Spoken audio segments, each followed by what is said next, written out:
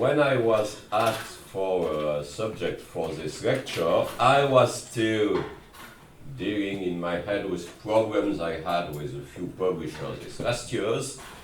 And the subject of this lecture is really comes from recent problems I had, and I'd like to say maybe what you should do and that I didn't. And maybe suggest that in game, will be the end of the conference, but in contracts, in publishing contracts for games, we deal in very details, many details of things which are maybe not that important. And there are very important points which are completely ignored because our contracts are just copied from contracts for books, and games are not like books. And there are lots of elements which I think should be specified or at least discussed, and which are not always. And among these elements, a very important one is what can the publisher do with the game and how. Because when you publish a book, maybe a few cuts and correcting grammar, but there are not that many things that the publisher really does on the book. In a game, there is all this discussion about art, and there are developers and people who jump in and want to change this and this and this and that. And it's usually something which is not discussed in advance. And it probably should. It's a practical question because it leads to problems between designers and publisher. I'm not the only one who had this kind of problems. It's also, I'd say, a moral and a legal issue, and the law in this kind of stuff is not the same everywhere. I don't know how it is in Poland. For example, I know that the law is very different about the moral right of the designer in France and in the US. It depends on the designer, of course. Maybe you don't care as long as you have a product and you get money. It depends on the publisher, because some publishers really want to let the designer be in the discussion, in the loop all the time, and some publishers usually don't. And also, I'm really, I know that it's probably much easier for someone like me who already has published many games to discuss this issue with the publisher. It's probably much more difficult for a wannabe board game designer, but it's probably also young designers who want help, want someone to jump in and give them ideas on the design, but who also want to keep their own game. And the problem is try to do both, and it's not that easy. So I will discuss mostly 3 points, which is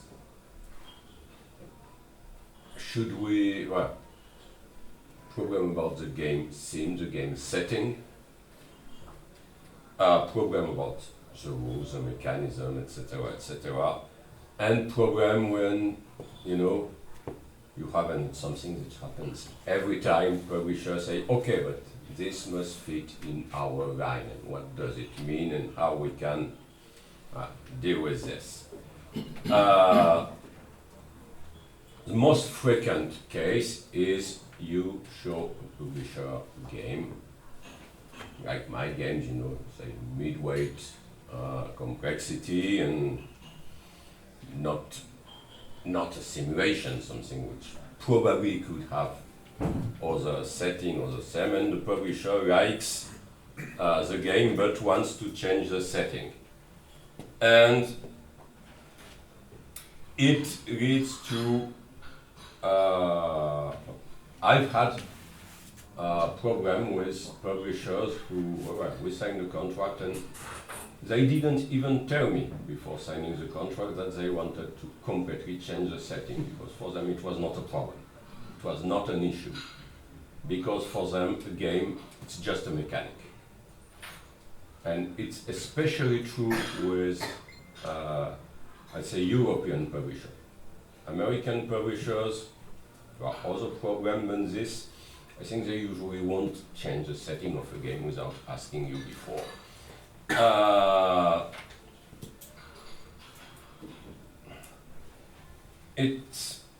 But for them, it was not a problem. It was obvious that they could, because what they were buying were the game system. And it's strange because the publishers who usually want to change, often want to change the theme, it's more often the European publisher, and it's with the US law that they have no problem with this. And with, I don't know how it is in Poland, with the French law, theoretically they cannot without your agreement. So there are games which are at their heart abstract. And of course, it's no problem. I bought a dozen prototypes here this year. One of them is Vampire Hunters. It's called Vampire Hunters just because I had meeples in the shape of vampires. So I say, okay, these meeples are vampires, the other side is the Vampire Hunters. But you know, it can be absolutely anything, and of course, I will have no problem if the publisher says me, okay, well, maybe not vampires. Okay, can be what you want. It's absolutely no problem. Another example is with a Polish game with Masquerade. I even don't remember if I changed the setting or if the publisher did it at some point. Because I remember that the very, very first version were more, you know, like Alice in Wonderland. Okay, with the character from Alice. And at some point it became Carnival of Venice. Okay, it's no problem, you know, it's just a card game with abilities. You can change the setting. I have a game which went totally unnoticed, you've never heard about it, but it has been published, which is called Meowie, and which is about cats taking fishes. And in the original game, it was old ladies in the park giving bread to pigeons. But it's no problem, it's just a game where you have to put highest or the lowest card, and one is counted one way, the other. Basically, it's a card game, completely abstract. But, of course, there are simulation games where you cannot imagine that you will change the setting. And there are games which are in between. And the problem is all these games which are in between. Because most of my midweight games are not simulations. But when I playtest them, when I write the cards, etc., I try to give hints to make things fun, use puns and little references which are usually, or jokes, which are about, which are into the setting of the game. And all these jokes, all these puns are lost when there's a change of setting. So this means that if publisher want to be able to make a change for such a game, it has to be discussed before signing the contract. The new thing must be discussed between the publisher and the designer, because very often you will jump in. If in such a game, I remember a good example where it happens very well with Isla Dorada. I don't know if some of you have played this game. The original theme, my theme, was completely boring. You know, it was a merchant in Germany. It was the least original setting you can imagine. And the game works. And it was the publisher's idea to use this setting of lost islands and lost civilizations and explorers. And it is much better. There's no problem. But luckily, the publisher told me, I think, almost from the beginning, say, okay, the theme is boring, we must find something else. And when they had the idea, I jumped in and I added, you know, fun references and, you know, magic animals and kind of stuff you can find in a lost island. But if you let the publisher do this, in fact, they don't know the game like you know it. So maybe they won't find the right idea. Maybe they will try to keep stuff that you can get rid of because they were here just because of the former setting. But here it worked very well. Another game where it worked very well is Red November. In fact, it tells the same story. It's the lost submarine, but the prototype, which was very, very bad taste, was called Save the Kursk. It was just after this Russian submarine was sunk, and yeah, it was a big joke, this game. And the publisher say, okay, but I say, okay, but I want to keep something so that the players maybe will guess the original setting. So that was these gnomes, but Russian gnomes, obviously, when you see the art. So it works. And sometimes it doesn't work that well, and I had a relatively bad experience recently with a Polish publisher who is not here, whom I still like very much. It's with Ignacy from Portal. And he's a very nice guy and Mary is a wonderful girl. But my experience with what has become Dreadful Circus was in fact quite bad. I think we didn't discuss the change of settings. They told me when almost everything was done. So I say, okay. And the new theme makes for really nice pictures. The game looks really well, but there are lots of, but the new theme doesn't really make sense. I think maybe we should have, you know, just have a meeting with 4 or 5 people and discuss for a few hours until we found some other setting which could have worked. Here they just told me, okay, we have changed the setting and well, mechanically the game still more or less works, but it's not this. And there, of course, there are games where it's not even possible. There will be a new version soon of Mystery of the Abbey. I cannot imagine another setting for this. And sometimes you find new theme for a game where the publisher find a new theme for a game where you didn't even think it was possible.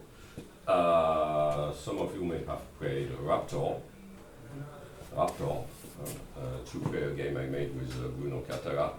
It's just, you know, it's also a lost island, and there are raptors and hunters or scientists. Originally, it was the Hobbit and the Giant Spider. So, but when the setting was changed, an idea from the publisher, after discussing with him, it made for changes in the game. It's just that, okay, we change it this. There must be, so you design a game, the setting is changed, and then you must jump in back. And if this is not decided with the publisher before, it always makes problems. Where things get really tricky is when it goes to the mechanisms. Because many publishers are either former game designers or frustrated game designers.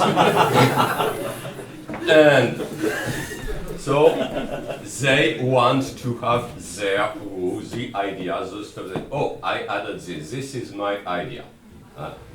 They want this, they want to change lots of stuff, bring new mechanism, rework the balance, and big publishers even have their in-house game developers, which can mean very different things. And you must be wary about this. I have no idea how much time I've used so far. It's hard to count. 25 minutes around. Whoa! I have to go. I have 25 minutes. Yes. Okay. Okay. Again with Raptor. After we decided this change, the publisher also wanted to. We changed the game for the new setting, and the publisher now wanted to change rules, and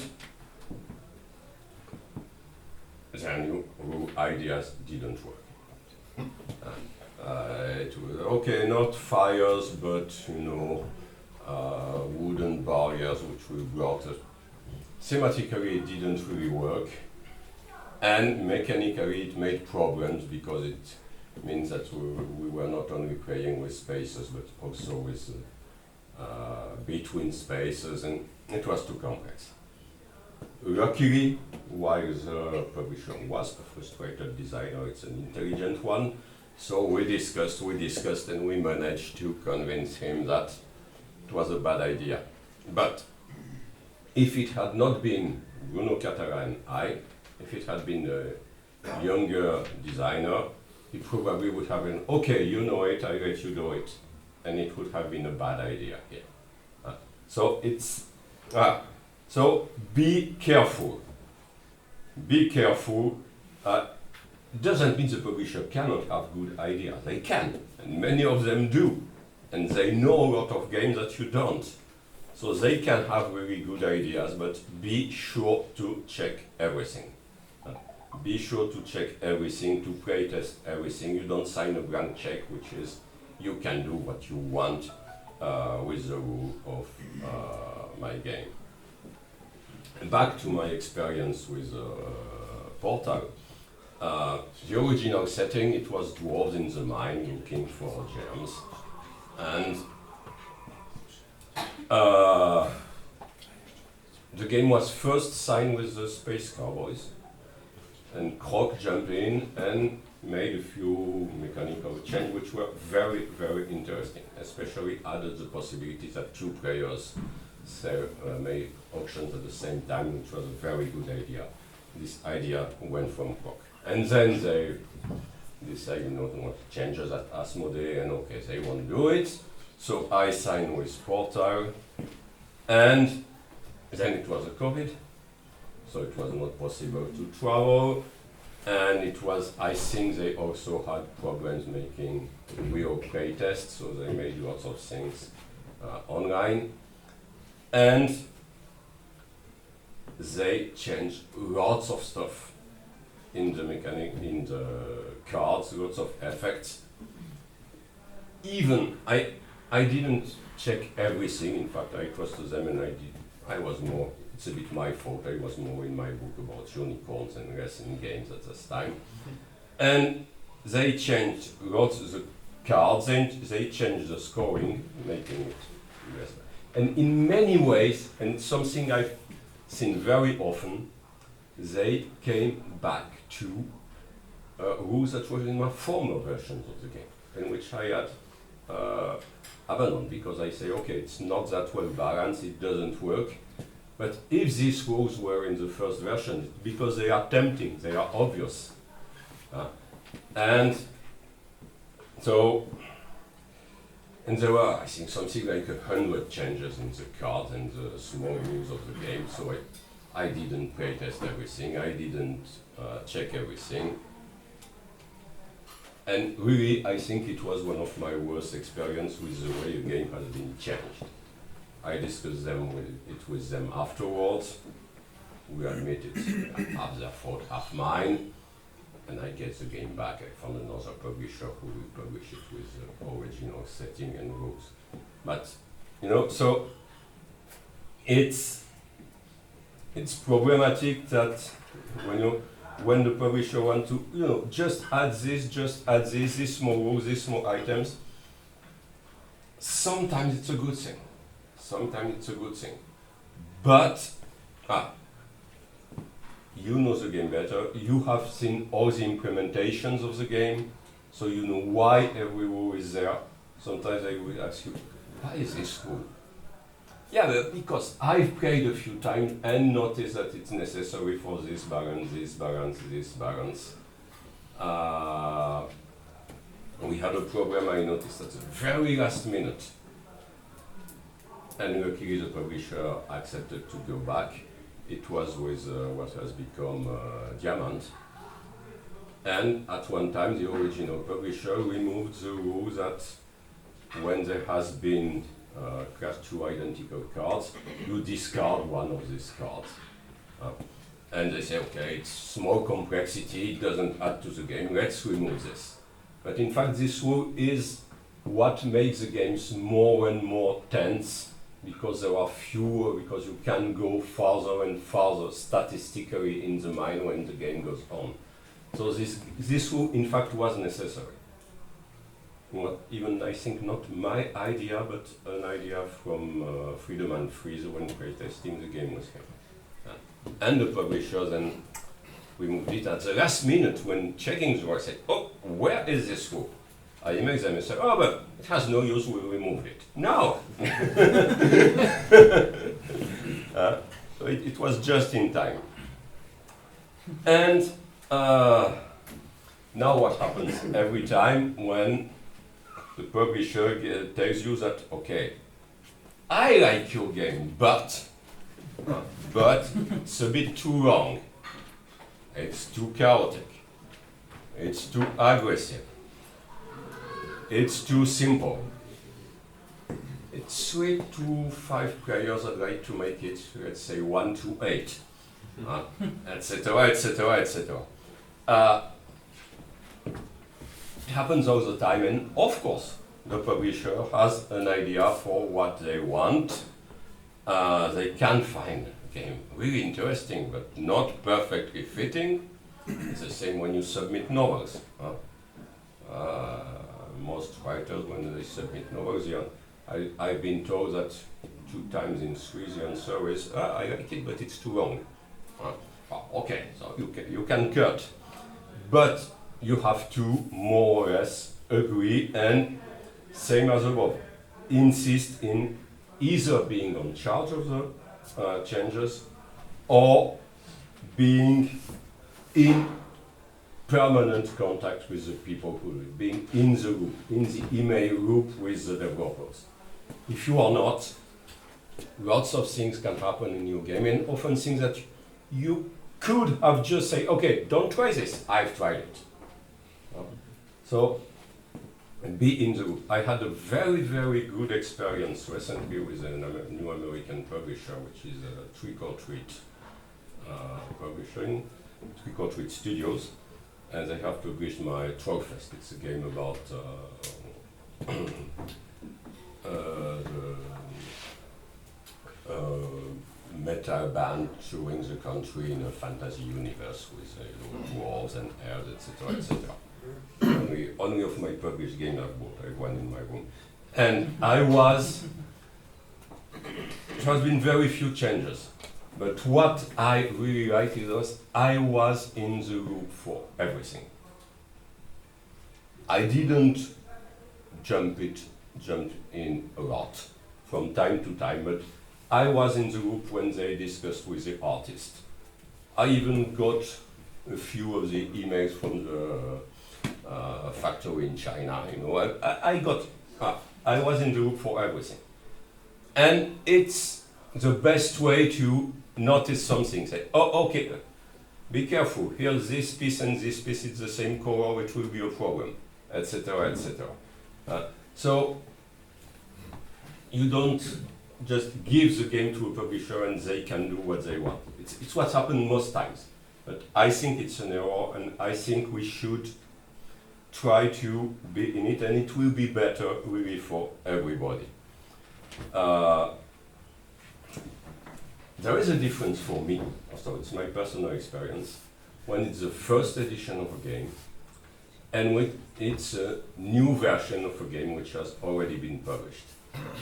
When it's the first edition of a game, I really want it to be my game, the game I imagined. When it's new version of a game which had already been published, it's not a problem, or it's much less a problem to have the publisher change many things. But you know, the game exists. My game is here. I know what it is, and now I can more freely let someone else do something about it. That's what's happening now. I have an old game which was a Lost Temple. Lost Temple, it's a race game which was used more as a character selection system of Citadels. It was not a hit, it sold correctly, I think. And recently, a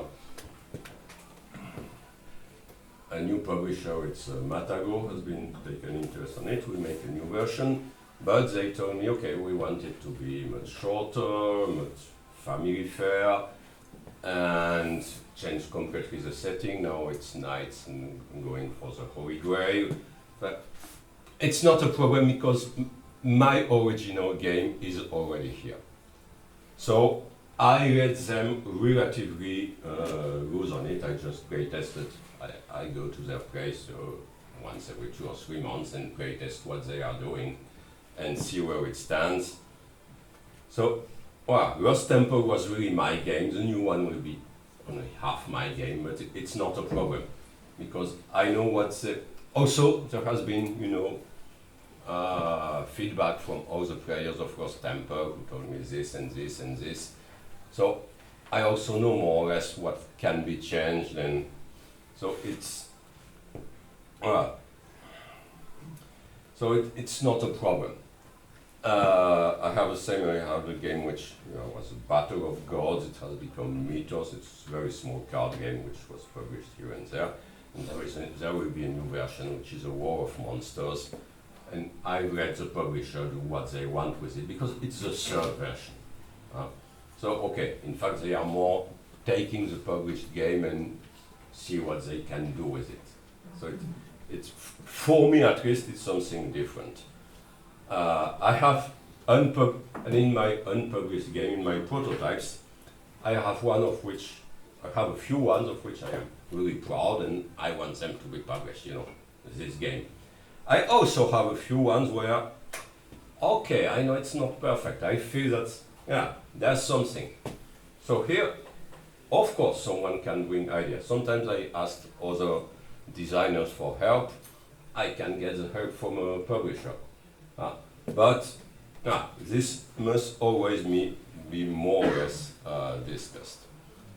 I have another good experience, which is interesting because there has been 3 layers, in fact, of game designing, which was Vampire Vendetta. I don't know if some of you have played this one. It has an interesting story because the origin of the game is not mine. It's Charlie Cleveland, which is a video game designer, and he wanted to make a board game. He had this idea based more or less on Cosmic Encounter and vampires, and he made me because we have a common friend, and I found that his idea was fun, and I also love Cosmic Encounter, and I said, okay, you want, and I played his prototype, which was not bad, but very long for what it is. In fact, lots of nice ideas, but the gameplay was very long. So we started from his original version. It was in the US, so it was mostly exchanging mail, but he visited me 2 or 3 times in Paris, because you know, with video games he makes a lot of money. This was just for fun. And we designed together a second version. We still had no publisher. And then we started looking for a publisher. And we found the people at Horrible Games, and they say, okay, but we can manage to have the right to do it in the Masquerade universe, Vampire the Masquerade. And they managed to do it. And they say, okay, now we must adapt the game, you know, make the different factions and everything which were not in our game fit into this. The problem is that Charlie was very well acquainted with this universe. I wasn't. I didn't know anything about Vampires the Masquerade. So I say, okay, now it's back to you. Because I don't want, you know, to read all the books, etc., and to jump in this. So there has been first version was Charlie, second version was Charlie and me, and third version was Charlie and the people at Horrible Games who know this universe. So, but it was a very good experience because from the beginning we knew very well what was happening. Everything was discussed in advance. I say, okay, now you are doing this Masquerade thing. I will play the final game, but don't ask me to jump in and add ideas and add cards because I don't know what will fit. So I think that's most of it. If there is in short, discuss everything before signing a contract. Say, okay, you discuss everything because it depends on the game, it depends on lots of things. Lots of things also have changed. You know, I'm designing game for 40 years now, which is a lot. My first game was published in 1984. And there has been good and bad changes. Board game publishing has become a real business. It's a real business, which means that publishers now know what they want. 30 years ago, they didn't. There was no real market, it was just trying, okay, we like this, let's do it, etc., etc. Now, it's a real business. Publishers know more or less what they want. Also now there are so many game designers and so many designs submitted that they are in much stronger position to impose what they want in the game. And it makes sense because they know the gamers, they know the market better than you do, but you know the game better than they do. So it's that's what I think that there must be a stronger collaboration between designers and publishers when it comes to developing the game. Especially since, well, your name will be on the box. Because now the names are on the box, which is a very good thing. So your name will be on the box. So you have to feel in a way responsible on what is on it. Either because you did it, or because you accepted it, but you have to be until the end.